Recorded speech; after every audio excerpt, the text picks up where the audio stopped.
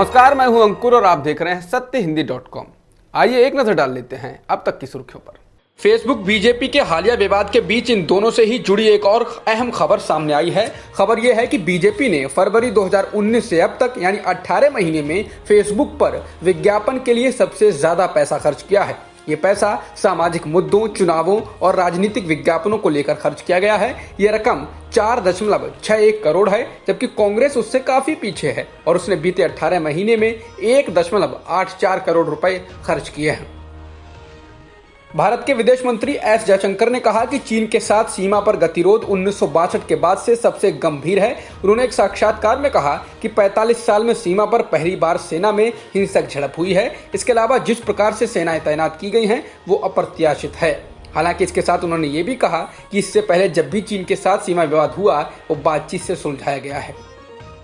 America से तनातनी के बीच चीन ने एक बार फिर दक्षिण चीन सागर में अपनी ताकत दिखाने की कोशिश की है। गुरुवार को एक समाचार पत्र ने कहा कि चीन की सेना ने दक्षिण चीन सागर में 4 मिसाइलें दागी हैं। चीन ने ऐसा अमेरिका द्वारा 24 चीनी कंपनियों पर की गई कार्रवाई के बाद किया है। बुधवार को अमेरिका ने चीन की 24 कंपनियों को ब्लैकलिस्ट कर दिया, जो चीन को दक्षिण चीन सागर में कृत्रिम आइलैंड बनाने में मदद कर रही थी।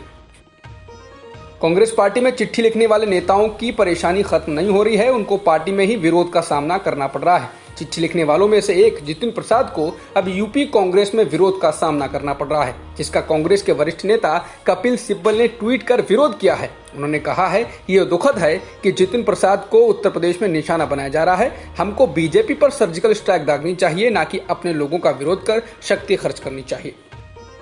गुरुवार को जीएसटी काउंसिल की अहम बैठक होने जा रही है, जिसमें राज्यों को दिए जाने वाले मुआवजे पर विचार किया जाएगा। वीडियो कॉन्फ्रेंसिंग के जरिए होने वाली इस बैठक में केंद्रीय वित्त मंत्री निर्मला सीतारमण को राज्यों की ओर से भारी दबाव का सामना करना पड़ सकता है, जो जीएसटी मुआवजे की मांग कर रहे हैं। अभिनेता सुशांत सिंह राजपूत की मौत के मामले में सुशांत के पिता ने एक बार फिर रिया चक्रवर्ती पर बड़ा आरोप लगाया है। इस बार उन्होंने साफ साफ कहा है कि रिया ने उनके बेटे सुशांत को लंबे समय तक जहर दिया था और उसकी हत्या कर दी। इसके लिए रिया और रिया के सहयोगियों को अब बिना देरी किए गिरफ्तार किया जाना चाहिए। भारतीय क्रिकेट टीम के कप्तान विराट कोहली पिता बनने वाले हैं। उन्होंने अपनी पत्नी और एक्ट्रेस अनुष्का शर्मा के साथ तस्वीर शेयर की है और बताया है कि जनवरी 2021 में उनके घर नन्हा मेहमान आने वाला है।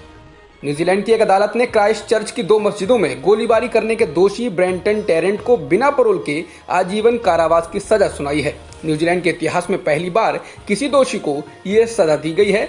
बिना पैरोल की सजा का मतलब है कि दोषी को सजा की कुछ अवधि बिताने के बाद जेल से बाहर निकलने का मौका नहीं मिलेगा। बता दें, 29 साल के ऑस्ट्रेलियाई ब्रेंटन टेरेंट ने 51 लोगों की हत्या, अन्य 40 की हत्या की कोशिश और आतंकवाद के एक आरोप को स्वीकार किया था। जज ने कहा कि ब्रेंटन ने जो किया वह अमानवीय और निर्दयता भरा था।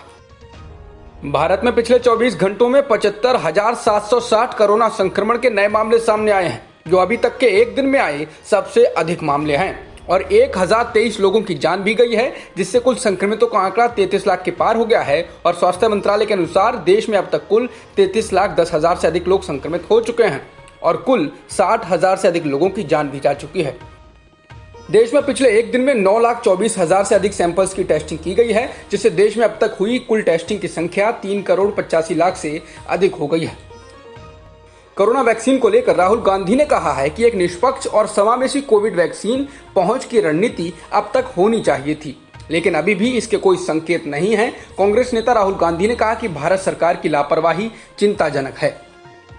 जॉन्स हॉपकिंस यूनिवर्सिटी के मुताबिक दुनिया में कोरोना संक्रमितों का आंकड़ा 2,40,00,000 से अधिक हो गया है और मृतकों की संख्या भी 8,24,000 के पार हो गई है। फिलहाल 1,68,00,000 से अधिक लोग ठीक भी हो चुके हैं। जॉन्स हॉपकिंस यूनिवर्सिटी के मुताबिक अमेरिका में कोरोना संक्रमितों की संख्या 58,21,000 के पार हो गई है और मृतकों की संख्या भी 1,79,000 से ज्यादा हो चुकी है। वहीं ब्राजील में भी संक्रमितों का आंकड़ा 37,17,000 के पार हो गया है और कोरोना से मरने वालों की संख्या भी 1,17,000 से अधिक हो चुकी है। अब तक की खबरों में इतना ही। बाकी खबरों के लिए बने रहिए सत्यहिंदी.com के साथ।